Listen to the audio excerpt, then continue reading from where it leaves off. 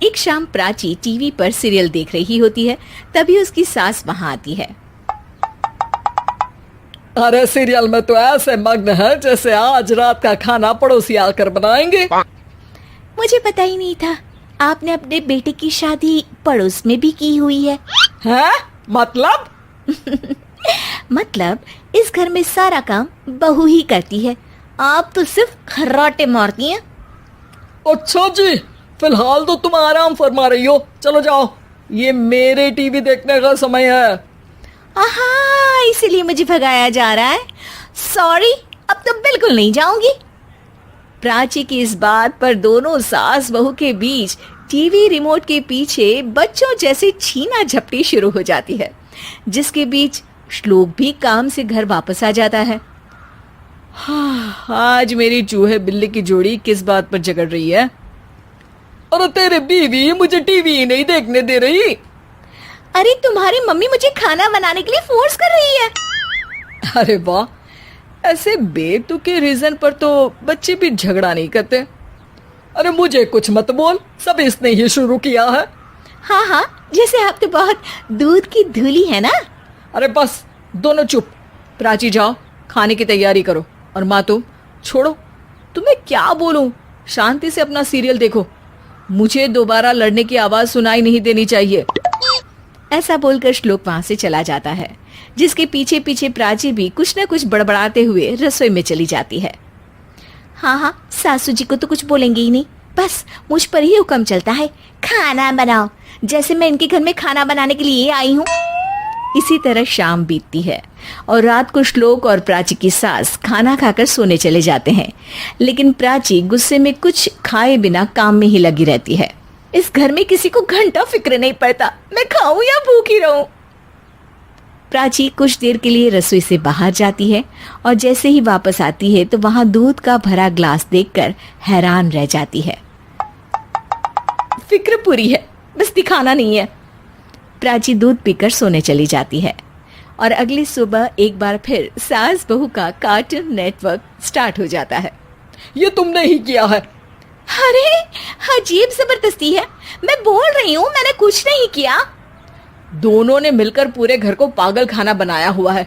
यहाँ कोई नॉर्मल इंसान तो रह ही नहीं सकता, इसीलिए अब पड़ोसी क्या रिश्तेदार भी घर आने से कतराते हैं।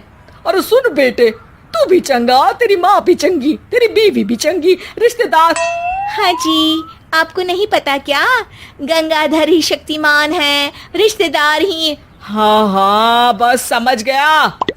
कभी जानवरों जैसे लड़ेंगी तो कभी जुगलबंदी करेंगी। भाई मैं आप दोनों के बीच में नहीं फंसना चाहता। सास बहू की इस मन मौजी जोड़ी से परेशान होकर श्लोक अपना सिर खुजलाता वहां से चला जाता है। चलो अब मैं भी कीर्तन में जा रही हूँ। इस पर जैसे ही सास कमरे में अपना पर्स लेने जाती है तो वहां नाश्ते की प्लेट रखी देख मुस्कुराने लगती है और नाश्ता करके घर से बाहर निकलते हुए कुछ पैसे टेबल पर रख जाती है, जिसके कुछ देर बाद सिलेंडर वाला घर आता है। ओ मोरी मैया, मैं सिलेंडर के बारे में तो बिल्कुल भूल ही गई थी। घर खर्च के सारे पैसे भी मम्मी के पास है और श्लोक से बोला तो उल्टा 4 बात सुनाएंगे। प्राची ये सोच ही रही होती है कि अचानक उसका चेहरा चमक उठता है और वो घर में आकर इधर उधर देखने लगती है। तभी उसकी नजर टेबल पर रखे पैसों पर पड़ती है, जिन्हें वो सिलेंडर वाले को दे देती है। ये सब श्लोक देख लेता है। अच्छा बेटे, इतना बड़ा घोटाला, सबके सामने मैं तेरी दुश्मन और पीठ पीछे तेरी मेरी यारी। इस पर श्लोक एक प्लान बनाता है और शाम को सब एक साथ बैठे होने पर बोलने लगता है। माँ, तुम दोनों की बहुत लड़ाई होती है, इसलिए मैं सोच रहा हूँ कि प्राची को उसके घर छोड़ाऊं, इससे वो भी खुश रहेगी और तुम भी। अचानक श्लोक की ये बात सुनकर सास बहू शौक से उसकी तरफ देखती हैं। अरे ऐसे कैसे घर छोड़ाओगे, मुझे कहीं नहीं जाना। अरे तुमने बोला नहीं पर मैंने सुन लिया, तुम्हें मम्मी के साथ रहना अच्छा नहीं लगता, मुझे पता है। अरे वो अरे, जब बहू खुद कुछ काम बोले तो वो तुझे सुनता नहीं, और अब जो इसने बोला ही नहीं वो तू समझ गया। जब उसे नहीं जाना तो फिर जबरदस्ती क्यों कर रहा है? अच्छा, फिर आपको मौसी के घर छोड़ाता हूँ। बस अब आप दोनों एक घर में एक छत के नीचे नहीं रह सकती। मैं इस टॉम एंड जेरी की जोड़ी को और नहीं झेल सकता। है? ऐसे कैसे नहीं रह सकते?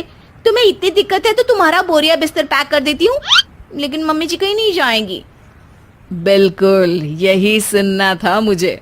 अगर दोनों में इतना ही प्यार है फिर हर वक्त ये लड़ाई का नाटक क्यों करती हो?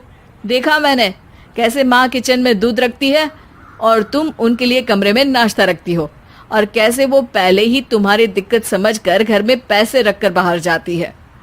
अरे भाई, इतना ड्रामा तो डेली सोप में भी नहीं होता जितना तुम दोनों ने इस घर में फैलाया हुआ है। तू हमें टॉम एंड जेरी बोलता है ना, तो याद कर वो दोनों भी एक दूसरे को बाहर वालों की बुरी नजर से बचाने के लिए हमेशा सबके सामने लड़ते थे, लेकिन अकेले में दिक्कत के समय मदद भी तो करते थे।